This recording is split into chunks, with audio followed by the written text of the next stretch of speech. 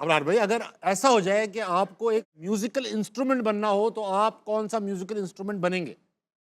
Flute. Flute. 6 सुराख होते हैं ज्यादा भी हो सकता है।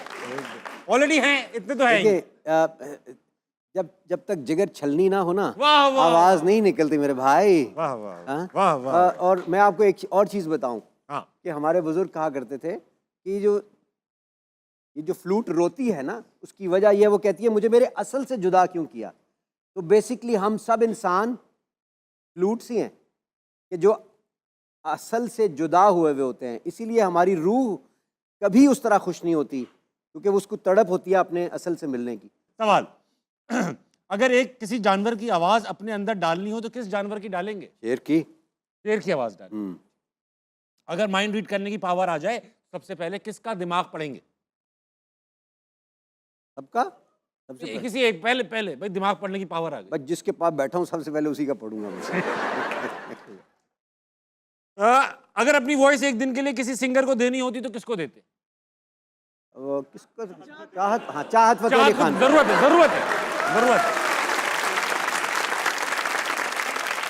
चाहत फतेह अली खान की आप बात कर रहे हैं, आपने मेरे बड़े भाई को नहीं सुना अभी। अच्छा, वो भी माशाल्लाह से। हाँ, चाहत तो अभी मार्केट में आया है। हाँ। इसरार भाई तो जब से गा रहे हैं। कब से बुरा गा रहे हैं माशाल्लाह। ओहो, ऐसा दोनों भाई। चाहत जी भाई तो तो- आपके गाने का मुझे समझ में नहीं आता, आपके गाने कैसे तोड़ेंगे वो? नहीं, बिलो के लेकिन घर, बिलो के घर, बिलो के घर, साथे जाना और साथे जाना, ऐसे ही करते हैं। और सबसे उसका कमाल चीज उनका कॉन्फिडेंस है। हाँ। तो इसरार भाई में भी कॉन्फिडेंस है, क्योंकि है फौज में, फौजी है ना। अच्छा अच्छा, हाँ, फिर तो वो तो जो confidence- ऐसा भी गाते होंगे ठीक ही गाते होंगे। देखो जी, हमने अगर अपने करियर को एक डिसीजन अंडू करना हो तो कौन सा डिसीजन अंडू करेंगे? अपने कैरियर का एक, कोई डिसीजन अंडू करना है? कोई भी नहीं। कोई भी नहीं, आप कंफर्टेबल हैं अपने सारे? अल्हम्दुलिल्लाह, ठीक है। हर चीज अपने टाइम पर दुरुस्त हुई। बाकी अल्लाह के काम होते हैं, वो हमने अपनी कोशिश जहाँ जहाँ जो भी की। ठीक किया आपने। अगर अपने बारे में कोई एक र्यूमर स्टार्ट करनी हो अबरार भाई, तो क्या अफवाह अपने बारे में खुद फैलाएंगे? यार मशवरा दे दो यार, आपने वो हैं? अच्छी अफवाह है ये, अच्छे है ना? कि रोजे पूरे रखते रोजे हैं। पूरे रखते हैं। वाह, ये देखो ये अच्छी यार, अफवाह है भाई। जालिम आदमी है ये। भाई वाह। इस हैं? चश्मे के बगैर मैं देख सकता हूँ, ये तुम बैठी हो सामने। वाइट कलर के कपड़े पहन के ना, अबरार भाई, नीली- चश्मे के बगैर नजर गंदी है? मतलब खराब है, होता है ना वो थोड़ा, वो खराब मतलब। यार गंदी बात पे आप लोग कितनी तालियां बजाते अरे, हो यार। गंदी बात थोड़ी थी, शरारती बात। शरारती बात। अगर पूरी जिंदगी एक ही जुमला बोलना पड़े तो क्या जुमला होगा? अब हर बात में एक ही जुमला बोलना है अगर जिंदगी भर, हाँ, अगर एक ही जुमला बोल। हालांकि इससे फर्क तो कुछ पड़ता नहीं ये अच्छा जुमला है ना। हालांकि इससे फर्क तो कुछ पड़ता पड़ता नहीं। नहीं, हाँ। ठीक है, अगर मैं आपके पास आया हूं, अबरार अबरार जल्दी चलिए, वहां पर दुश्मन की फौजें हमला कर रही हैं। हमें क्या, हमें फौरन इसका तदारुक करना चाहिए, हालांकि इससे फर्क तो कुछ पड़ता नहीं। अबरार भाई, शफीक साहब क्या लड़का हुआ है? हालांकि इससे फर्क तो पड़ता नहीं। ठीक है, अगर ताबिश हाशमी को सिंगिंग सिखानी हो तो पहला लेसन क्या देंगे?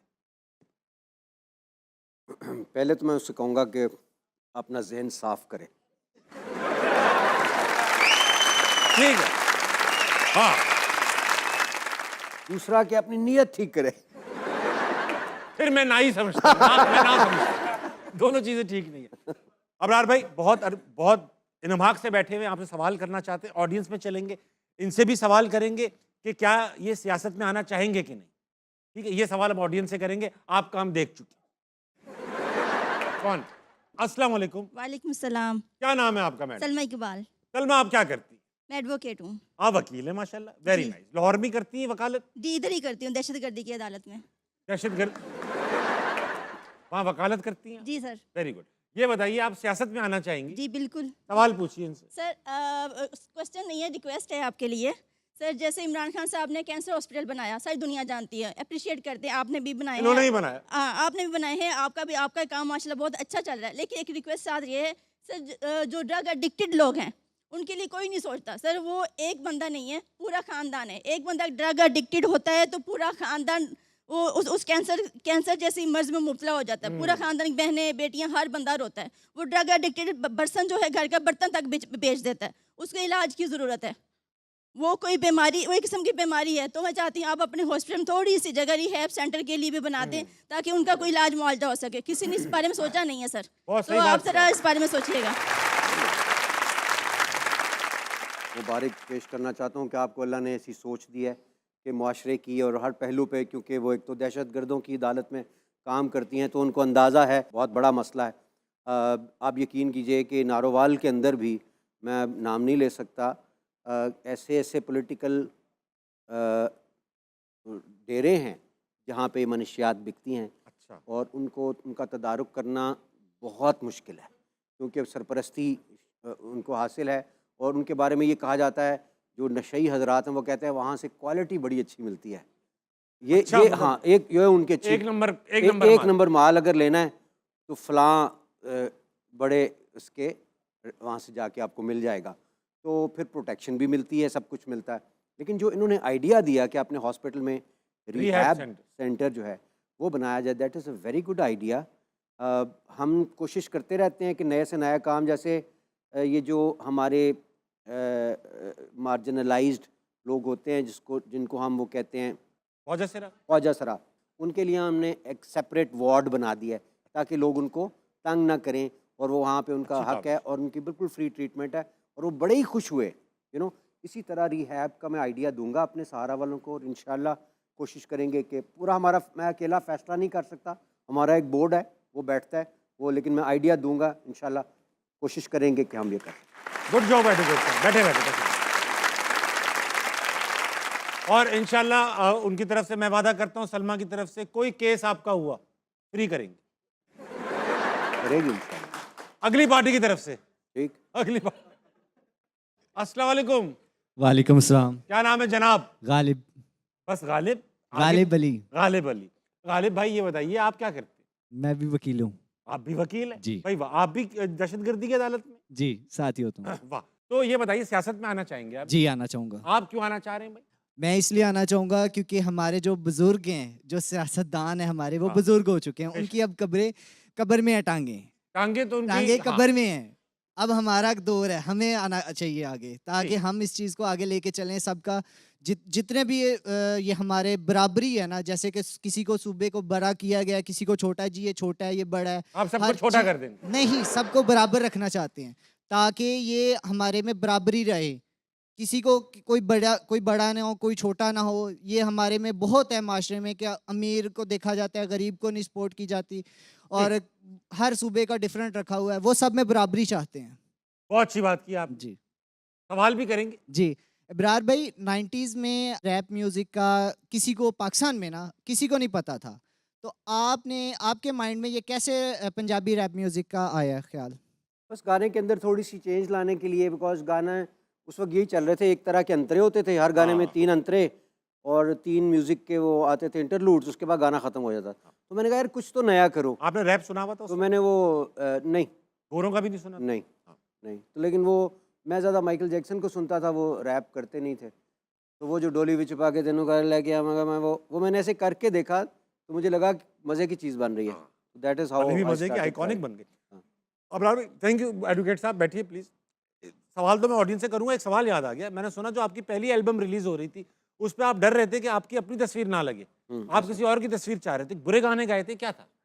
नहीं, गाना अच्छे गाए गए थे, लेकिन वो वालिद साहब का डर था। ओह अच्छा, उनकी वो इजाज़त एक टिपिकल ज़मींदार थे, उन दिनों ज़मीनों पे भी थे। रिटायरमेंट के बाद तो मैंने कहा वापस आके छोड़ेंगे नहीं, तो बड़े भाई से मैंने कहा कि रेहान मेरा एक दोस्त है, तो उसकी तस्वीर दे देते हैं। हाँ, रेहान भी मान गया। अच्छा, वो तो मान ही जाएगा। हाँ, तो मैंने कहा चलो आवाज़ मेरी चली जाएगी तो पता नहीं चलेगा। हाँ। तो बड़े भाई ने फिर कहा, अनवार भाई ने, कि नहीं नहीं कुछ नहीं होता, कर तू, कुछ नहीं होता, अब्बू को मैं संभालूंगा इंशाल्लाह। अब वही जो फौज में, हाँ वो तो संभाल ही लेते, अब्बू क्या उनके लिए, बहुत अब्बू देखे होंगे। नहीं, उन्होंने रिक्वेस्ट किया वालिद साहब ने, फिर वालिद साहब को भी तो वो ही वजह, वो कहते हैं ना अल्फ़ा मेल कहते हैं, अल्फा कहते हैं, हाँ, वो उस टाइप के थे ज़रा। तो उनकी आवाज़ भी इतनी गरजदार, और हम उनसे सारा खौफज़दा हो जाया करते थे। तो मैंने जब शुरू कर दिया, उन्होंने एक दफ़ा तो उन्होंने कहा केड़ा काम शुरू कर लिया फलाना। तो एक दफ़ा मैंने अपने चचा थे हमारे डॉक्टर खालिद रांझा साहब, जी, बहुत जी, जी, पाए के जी, जी। वकील हैं, ये लोग जानते होंगे। तो मैंने कहा अंकल आप ज़रा सिफारिश कर दें। कहते हैं चल भतीजे मैं चलना। उन्होंने कहा पाजी वेखो ना हैड ऑफ द स्टेट भी ਉਹਦੀ ਇੰਨੀ ਰਿਸਪੈਕਟ ਕਰਦਾ ਹੈ, ਕੋਈ ਗੱਲ ਨਹੀਂ ਥੋੜੀ ਦੇਰ ਮਿਊਜ਼ਿਕ ਕਰ ਲੇਗਾ, CSS ਕਰ ਲੇਗਾ, मैं भी करा देंगा, हेल्प करांगा, ਤੁਸੀਂ थोड़ा कोई साल को कर लेंदे उस म्यूजिक। तो अबू ना ऐसे नींद दराज लेटे होते, कहते हैं अच्छा चल फिर कुछ सुना। अच्छा मैंने ना डरते डरते सुनाया, निशा जी, मुझे पता था ये उनको अच्छा लगता है। अच्छा निशा जी उठो अब कुछ करो, इस शहर में जी को लगाना। सुन के ना तो एकदम से कहते हैं वाह वाह वाह वाह, नहीं माशाल्लाह पुत्र तेरी आवाज़ तो बड़ी चंगी है, लेकिन यार ये कोई काम तो नहीं ना। रांझा साहब आ गए, रांझा साहब। रांझा साहब हाँ, आ गए, रांझा बिल्कुल ही साहब आ डॉक्टर खालिद रांझा।